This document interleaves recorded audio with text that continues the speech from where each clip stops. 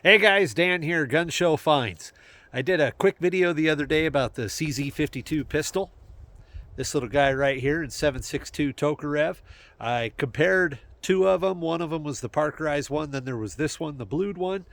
The Parkerized one's already gone, but I said I wanted to shoot them, so let's shoot this one.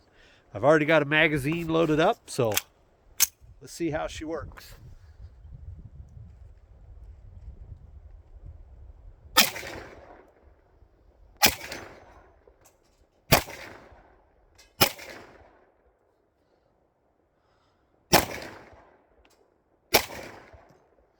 This thing is really chucking the brass. I can hear it hitting way over that way. But anyway, there we go.